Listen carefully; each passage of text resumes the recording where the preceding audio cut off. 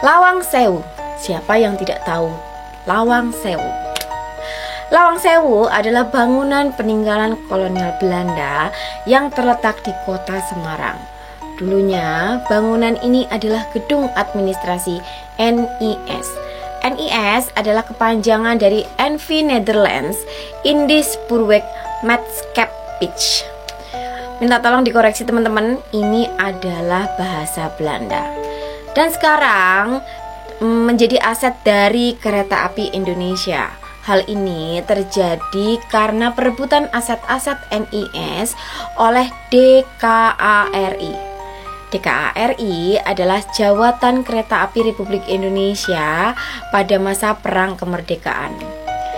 Dan saat ini bangunan tersebut dijadikan sebagai museum dan pusat galeri sejarah perkereta-apian oleh Unit Pelestarian dan Desain Arsitektur dan kini dioperasikan oleh KAI Wisata.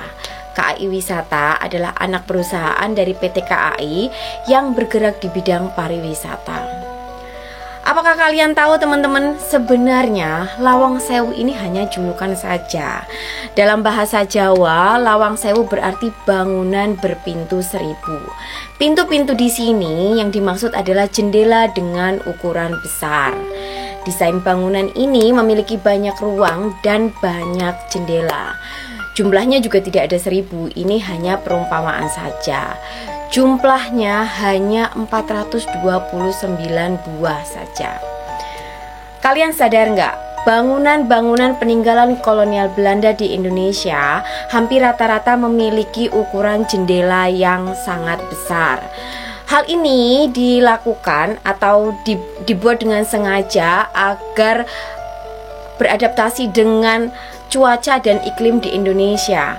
Dibuat dengan ukuran besar supaya angin masuk ke dalam ruangan secara optimal dan menjadikan suhu di ruangan itu menjadi lebih sejuk.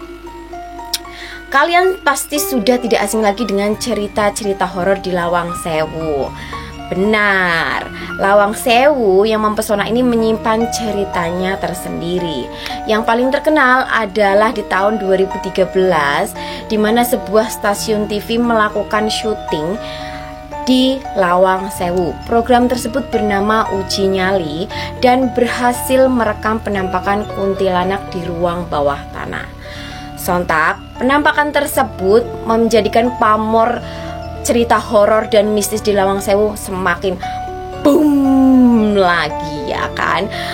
Karena sudah menjadi rahasia umum, ruang bawah tanah di Lawang Sewu ini dulunya adalah penjara dan dijadikan tempat penyiksaan oleh serdadu Jepang pada zamannya. Kebayang ya, Lawang Sewu, ruang bawah tanah, ketemu kuntilanak. Dengernya aja merinding loh aku. Pasalnya tanpa itu keangkeran Lawang Sewu sudah bikin kita geleng-geleng kepala.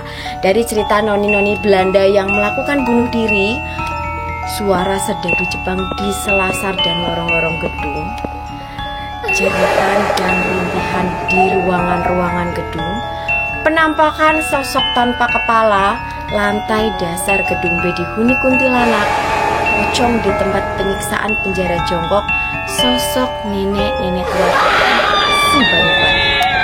Terlepas dari cerita horornya, Lawang Sewu tetap menjadi magnet tersendiri bagi wisatawan. Gimana guys kalau kita pergi ke Lawang Sewu? Oke? Cerita-cerita dan review tempat menarik lainnya yang bakal kita bahas setelah video ini. Jadi jangan sampai ketinggalan.